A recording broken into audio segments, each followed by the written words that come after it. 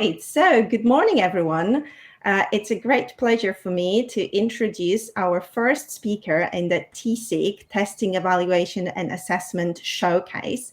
My name is Anna Soltyska and I'm a member of a TSIG committee. I'm a webinar coordinator, and today in this special role with a great honor to introduce Uliana Zubova. Uliana is a winner of our TSIG scholarship for 2020. So we are very happy to have her to open our TSIG showcase today. Uliana is based in Russia. She is a teacher, a freelance business teacher, business English teacher, exam trainer, and a certified neurolanguage coach. And she holds a PhD title in business English and stylistics, and she's been a member of TSIG for over 3 years now. So Uliana, over to you. I will be there to support you if you need me to read the chat for you. And just for all of you, this session is being recorded, so it will be made available to IATEFL members, to TSIG members for sure later on. Good luck. Over to you. Thank you very much, Anna. Could you please tell me if everyone can hear me and can see the slides, if everything is working okay? I think we can see you, we can hear you very well. Please write in the box. Dear friends and colleagues and peer teachers, I'm really happy to be here and have this opportunity to share and to be shared with, no matter what is going on in the world today. And I really hope that you're doing well and coping well and resilient enough. And we all have this luxury of CPD and its constant professional development. The subject of my talk today has to do with language proficiency tests. And I'm going to be talking about tools which I use with my students to ace these tests. I wanted to mention that it was supposed to be a workshop with lots of interaction and participants walking and talking, but we went online, so it'll be a little bit less interactive, more informative, probably less brain-friendly, but I still hope that you will like the takeaways from this presentation. Well, I have already been introduced, so on the slide you can see some brief facts and qualifications about me. Just wanted to say that I came to this profession 14 years ago, 8 years as a university teacher, and then I decided to focus on my own projects. So I'm a business teacher, professional English, business English teacher, professional English teacher. And my students are mostly those people who are high achievers and they already have reached their potential. There's just one barrier for them, which prevents them from further great success, and that's a language barrier. I've been reflecting on their successes and their failures over these years, and I realized that these are the three key success ingredients, that is test development and knowledge of how tests are made, developed, implemented, how test developers actually think before, during, and after developing this or that test. It's also about the awareness of how our brain works and how to help it work better. And finally, the field of coaching, and here I'll be talking about the method called neurolanguage coaching. So I'm writing all the C's and R's because it's intellectual property, it's a trademark. Right. So before I begin my presentation, I wanted you to look at the following questions. Write probably your answers in the chat or just answer these questions for yourselves. Do you think that language proficiency tests results are fair? And for how long can you stay focused while doing tasks? I mean, language tasks or test tasks. Do you often get stuck when you start something creative, like writing an essay or an article or something? How much time do you spend focusing and trying to figure it out? And can you learn well when you're scared or when you're stressed, when you're not comfortable? So just for reflection. And I would ask you to copy them to the chat if it's possible, so that we can have them during the presentation. To signpost it in greater detail, so I'm going to cover these three fields, which I talked about. There'll be cases, and there'll be time, I hope, for questions and answers and references. First of all, test development. And here May I ask everybody to write in chat if you are developing tests or if you are teachers who prepare for tests? Because I studied test development and psychometrics and measurements in education at a university, but I'm not developing tests. I'm preparing students for them, and at some point I realized that I lack knowledge in the field, so I went to upgrade my education. If we turn to the definition of the test, a language proficiency test is something which is supposed to measure as objectively as possible language competences and skills. At the same time, unfortunately, these competencies are the constructs which are not exactly measurable, and it's very hard to put them into numbers. However, for my students, for example, these tests are high-stakes tests, and they will allow them to study where they want to work, where they want to live, migrate to countries they want to. So these tests really mean a lot, and it's very good for them to explore their options and to know what it is all about. So that because every little score is important in these cases. May I just ask about the percentage of test developers and test trainers here? Yeah, I just cannot see the chat. There have been no responses so far, Uliana. No responses so far, okay. Right. One participant is writing, I do both. I'm a teacher and produce tests. Another is writing teacher. One more, both. I see. I just wanted to say that here I'm talking to teachers who prepare for tests, but who are not experts in the field, because for those who are experts, that might seem a little bit like simplistic, and they already know all this.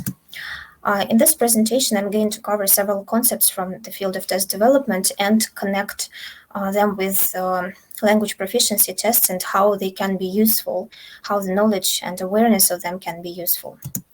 When we talk about content definition and the scope of topics and of everything, which this or that test includes, it is very important to know for a student and a teacher, because when we build up strategy, when we talk about time management and how much time to allocate and invest in preparation for every aspect, it's really very important strategically. Another thing which is important here is this balance, which I'm always striving for when we talk about test preparation, because there is a test and there is life after tests, so like BC and AD. And students really get frustrated when they prepared for some content, they showed knowledge related to some content, but in life, this knowledge is hardly relevant. So we are striving to somehow keep this balance as long as possible, and as much as it is possible. To use an example, I have a student, she's doing an MBA here in Russia. On the screen, you can see the goals in the yellow box besides her MBA. I also listed the skills that she requires and the content that she requires. But on this slide, you can see that the tests which suit her, they do not necessarily have the same content that she requires. And here we see the discrepancy, that she doesn't really need to know about frog's life cycle or how spacecraft is built, for example, but she really needs to pass an academic IELTS. In this case, we turn to the business coach, and we also have coaching sessions with her, trying to figure out how to overlap these competencies so that she will have it all, like a life and high score at a test, and the language competencies that she really needs and she's motivated to get.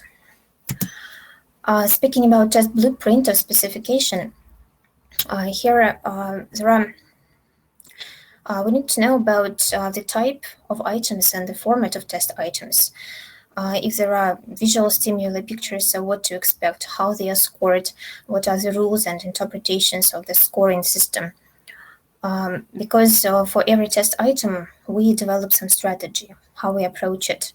Of course, some students say that if they know language, and if they know the language, they can master the test, even without knowing this somehow intuitively. But we're talking about high stakes tests, high levels. And in this case, sometimes you have just 1 minute, 2 or 3 minutes for one test item. And it's about mental energy. It's about time management. And our poor brain cannot be focused like for 4 hours solving problems, even if it's a very trained brain. Yeah, so we'll be speaking about the prefrontal cortex a bit later. And here another example why it is important to know test blueprint and items. These two questions, they look the same, they are multiple choice questions. However, when we deal with the left one, we need to find the proof in the text and somehow gather some proof that it is true. So we operate with synonyms, whether it's lexical or grammatical or stylistic. When it comes to the second question, if we look for something which is true in the text, we will definitely make a mistake. And the test is designed in a way that there will be such an answer which is true. And here we need to know that there is this kind of question which is known as inference question, and we are looking for something which isn't true, but which is not given, but maybe most probably true, or according to the writer, it seems to be true, or something like that. More and more attention now is paid to regional variation, to racial, ethnic, and gender differences. And for students, it is important to know in tasks like, I would say, listening, for example, fill in a questionnaire or fill in a form, and they have to somehow grasp and spell words letter by letter. And they need to know that I and A can be different in different accents. Like on the screen, I'm demonstrating the British variant of pronouncing and the Australian English pronunciation of one and the same thing.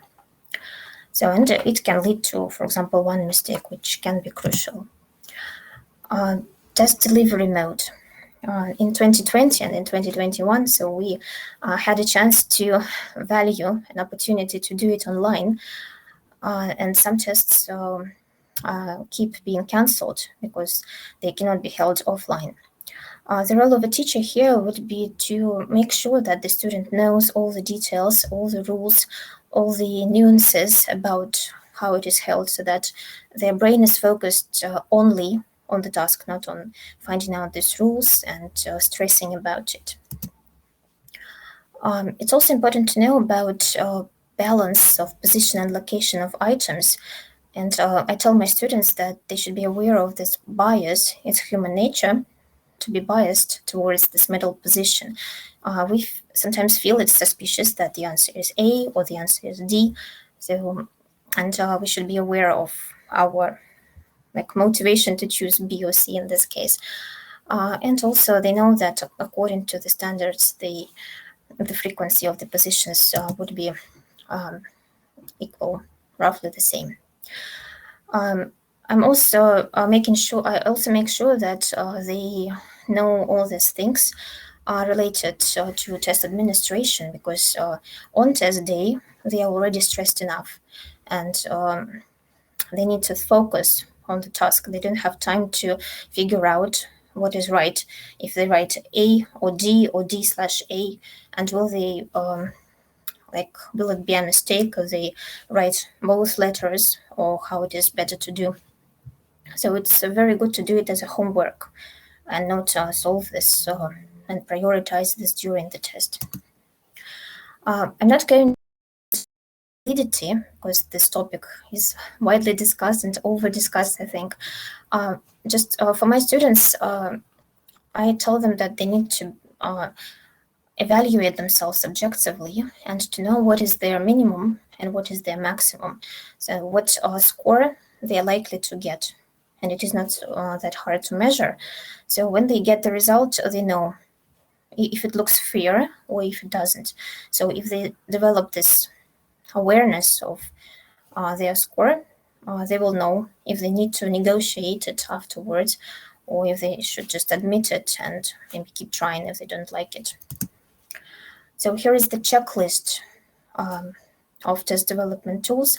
This is something I try to ask my students before they go to the test, so that they're not surprised, they're not stressed, and they do not waste their limited mental energy on answering these questions, and they can focus only on the competences, on the test format, etc. So I'm moving on to neuroscience, and this is the topic which deserves a separate presentation, but we don't have time for that. So I'll try just briefly, in a nutshell, connect the key facts about the brain and the tools related to language proficiency tests. The first one is the distinction between prefrontal cortex brain area and basal ganglia. The first one is responsible for conscious mental activity like making decisions, prioritizing, memorizing. It's a very small part of the brain, and it gets tired very quickly. It requires a lot of energy. On the other hand, basal ganglia, they are responsible for routine activities like driving, in case you are an experienced one, if you're not learning to do it. Or it's like about walking, if you're not a toddler, if it's not difficult for you, so we don't think about it. So basal ganglia are energy efficient, and they can work for hours. When we talk about tests, what is important is to reduce as much as possible this load from prefrontal cortex to basal ganglia, and to turn as many tasks as possible into routine tasks, so that we do not get tired, and we can do it for hours, and we can do it well. So when it comes to complex ideas, visual stimuli, metaphors, analogies are of use. We shouldn't underestimate the psychological aspect of this, and I would say physiological aspects, because all this break times, snacks and drinks, and studying the location is also about homework, because we shouldn't spend energy on figuring out where to go and where to do this or that. So we prepare, especially with children, they need to be prepared. They need to be told how to do it. So in other words, we are building up this awareness of our own mental energy, of our own needs, of how we feel, and how we can change how we feel during the test. So let me move to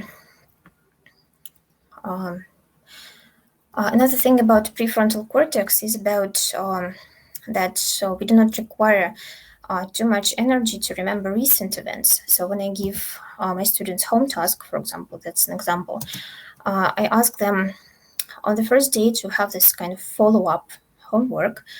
For example, digesting the vocabulary items that we have talked about, so that they will remember them not in a week, but right now, right today, and they will not get tired quickly.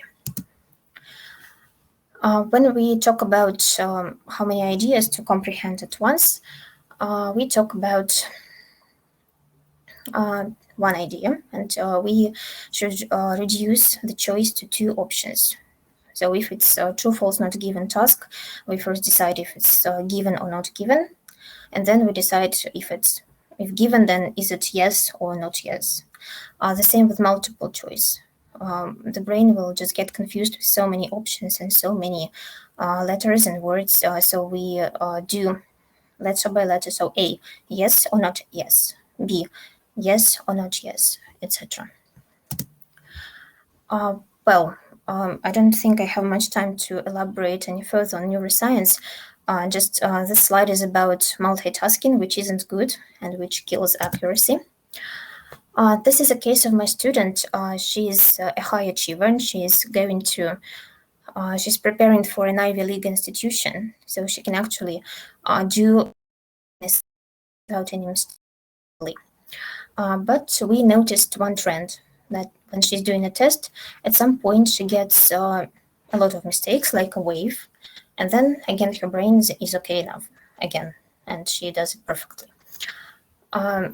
We realized that it's again human nature that the brain will be distracted, and we shouldn't criticize ourselves or berate ourselves. We just admit that this is okay.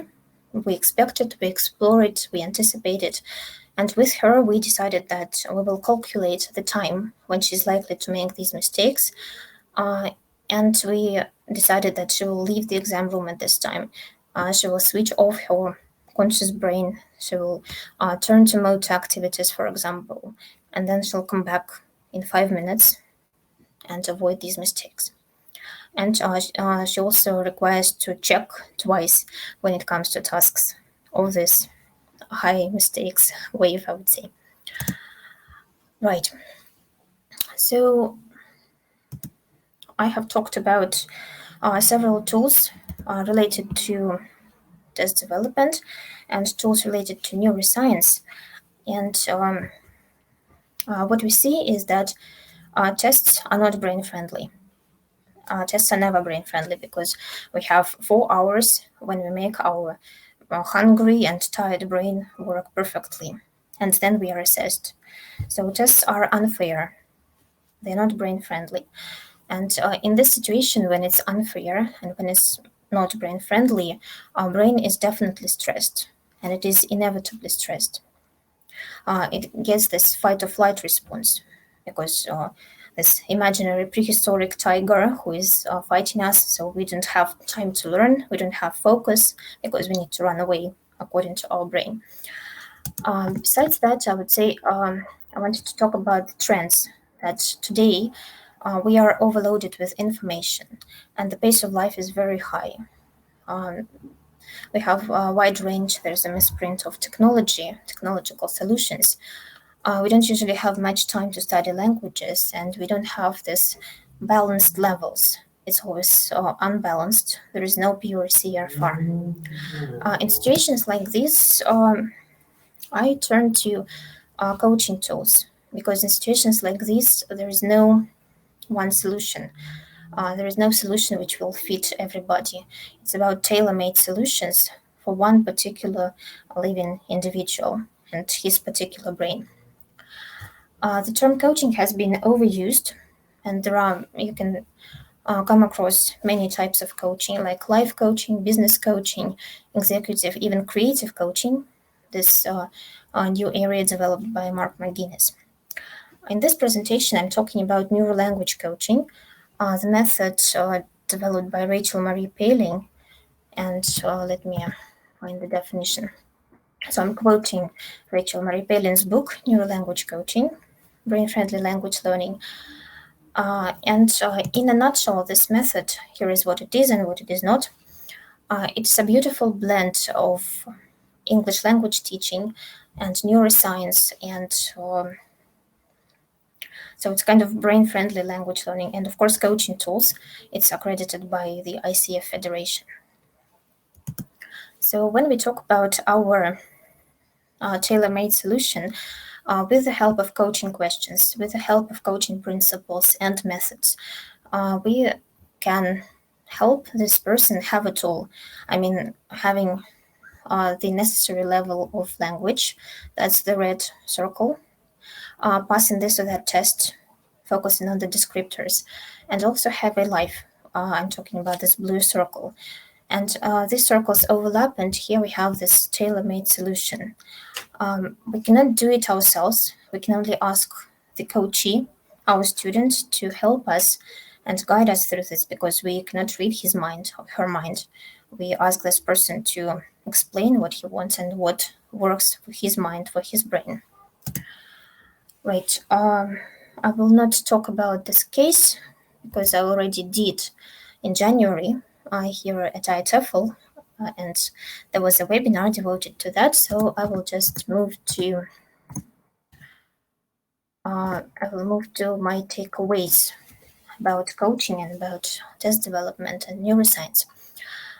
First and foremost, language competencies constructs which are difficult to measure. So no test is perfect. No test is definitely 100% fair. So it is good to know what test developers had in mind while making this or that test.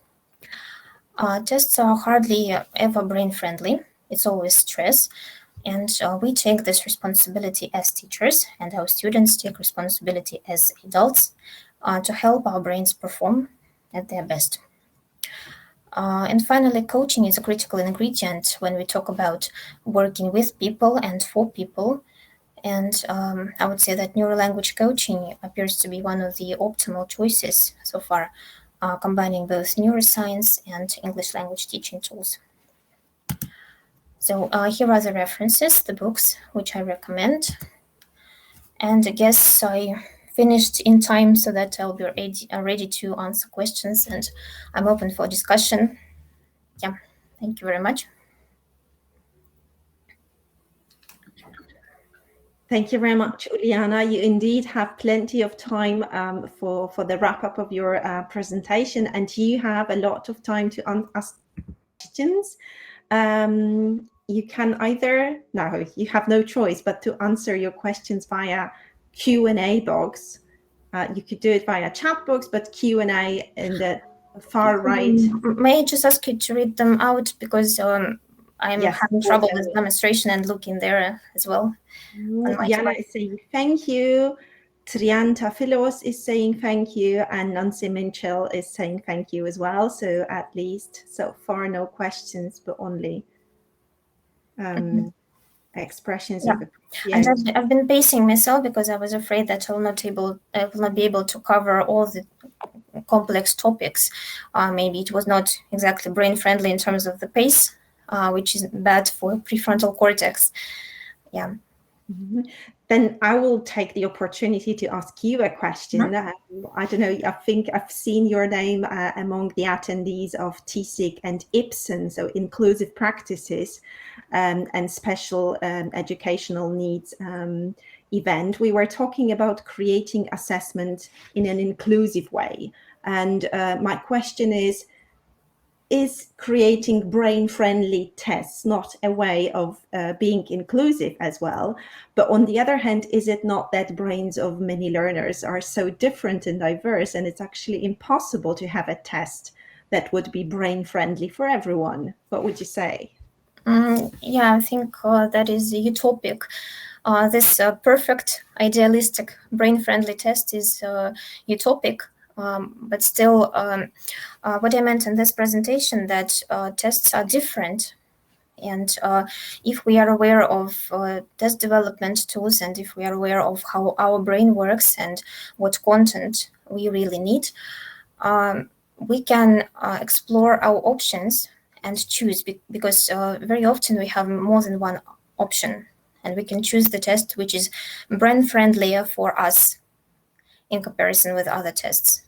So, and we are flexible here, so we can somehow evaluate the content that we want for us, not for the test.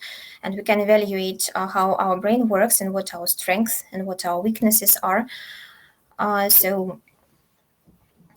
stick to the test, which is more suitable for this reason. That's very nicely fits with the comment from Nancy Mitchell. She's writing, this is why we need multiple measures, not just tests. And there is also a question from Jana Yilkova-Havlichkova. Which 3 basic steps to start would you recommend novice teachers to help their learners while using the neurocoaching? Well, I would recommend to choose a mentor or to choose the guide, because now we can see that there are many coachings. There are many fields where you can get qualified as a coach. You can get qualified as a life coach or as a business coach. You can turn to the method of Rachel Marie Palin I was talking about during the presentation. And in her method, she combines neuroscience and ELT. So if they're interested in this one, they can go for it. Or if they want to be business coaches, so I would say explore the options first and find what is brain friendlier for them, and then sign up for this education. Right, thank you. There is another question from Melanie. She's asking, what are zettabytes of information in summary? Zettabytes, I mean that a lot of information. I Googled, so is it megabytes or gigabytes? So I found that it's zettabytes already of information in the world. I meant that we are overloaded with information, that we have the online space. We have so many courses which we can take up and get enrolled on. We have a lot of information, and we are a bit lost in this information because we never know what is right and what is wrong. And it's always an individual story, so it stresses the brain because we need just one or two, three, four options to hold in mind, and we have zettabytes of them. Okay, there's another one. Can you talk about the aspect that there are no pure CFR test items or situations? Antonia's question. Yeah, so officially, there is this CFR framework of reference, and we have traditionally like A1 level, A2 levels, the beginners, the intermediate levels, proficiency levels. But in life, we can hardly meet a person who is B2 in every aspect, especially when we talk about adults. Because they have different histories of learning language, and they can be proficient. For example, they can be better at listening because they listened a lot, but they can be dyslexic, for example. And some people are very good at the content related to their career, but they find it hard to name the items they use in the kitchen daily because they didn't have this experience. So sometimes a C1 student doesn't know something from the level of A2. And it's not balanced, and teachers cannot take just one course book and use it all the way through. They have to devise a whole new course book for every learner, which will combine these little bricks of information, little bricks of practice from various books, from authentic materials, depending on the level and on the preferences, on the needs. I don't know if I answered the question. Okay, thank you. I would say you did. That was very understandable. Arum is asking, what should teachers do to give language coaching and related to neuroscience? Can you give practical examples of what you did as a teacher? Related to neuroscience, the first example I talked about during this presentation, it was this genius girl who is passing SATs, and we found that she's making many mistakes at certain points of her test. And we explored that her brain wasn't functioning well because it was tired, it was distracted, and we thought about how to like relax her prefrontal cortex, but at the same time not to get too demotivated, I don't know, too relaxed. So in this case, sometimes it's advised to switch the activity from conscious mental activity to, for example, physical activity, and then come back to this mental activity, like, I don't know, doing squatting, walking, I don't know, up and down the stairs. So neurolanguage tricks is mostly about how to effectively use this mental energy. It's one thing, and the other thing is that I forgot, I skipped it in my presentation, that when we are scared, when we are stressed, we have this fight or flight response. Our brain, somehow reptilian brain, thinks that we are in danger and we need to run away. And in situation of stress, we cannot learn. So, in this state, our brain wants to save itself. Yeah, it's a life or death issue for it. So it cannot learn something like present simple or present continuous. It's not there. So we need to be able to relax the brain so that it will not go limbic. And it is highly individual for every person how to relax this person. And it's solved through coaching questions, through strong coaching questions, and through, how do you say, equanimous coach, the coach who will not get too emotional and aroused because the coachee is emotional, I would say. On the topic of coaching, Antonia is asking you to repeat which certification you recommend to get started in neurocoaching. Well, if we talk about neuro language coaching, that's the only, let me come to this. That's the method which belongs to Rachel Marie Pelling. So it's called neuro language coaching. It's for those who are interested in this combination of neuroscience and ELT and coaching.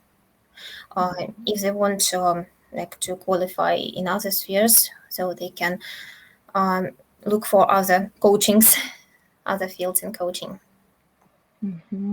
Right, and there was also a request from Melanie, if we could have a minute to look back through the notes, as this did go a bit quickly. Melanie, I'm not sure we have time for that. I don't know how it would work, but as the session is being recorded, you will be able to re-watch it at your pace and at your leisure, and then just stop the recording and take notes from the slides that Uliana showed us. So I guess that would be the slides are detailed, and I meant them to be recorded and to be accessed easily. You can contact me and I can send this presentation. And Melanie, if you're a member of TSEEK, as Uliana said, there was an excellent presentation, a webinar of her in January 2021. And the recording of this presentation is available to all TSEEK members in our archive for anyone who is a TSEEK member. So it's worth becoming a member unless you already are. And obviously not just Uliana's webinar, but also all other webinars that we've been offering for the past several years are there for you to access. Okay, there are some further questions. No, there are comments on Uliana answering all of the questions, and compliments and thanks. Thank you too. It was a pleasure for me to be here. I can finally see my video. Right. Anna, thank you very much for your help and support and the technical support. And that was my pleasure. It was a pleasure to deal with you again. It was a pleasure to see you, Uliana, again. And once again, congratulations on being the scholarship winner. Make the most of the conference. You and also the rest of our audience, please have a lovely conference day and enjoy the Saturday wherever you are. I guess, I don't know, I think that's it for the first session. We started today with very inspiring talk. Congratulations is what Nancy is writing. Thank you and goodbye is what Antonia is writing. I'm saying goodbye as well. And yeah, see you when I'm scrolling now through the chat. Yeah, thank you very much for being here. Yeah. Good. So Uliana, I think the room will not close until 20 past. You can still see through all of the comments in the chat box. Right. I'm saying goodbye to everyone, and of course inviting you to attend further TSEEK showcase sessions until the late in the evening today. Thank you and bye-bye. Thank you. Thank you.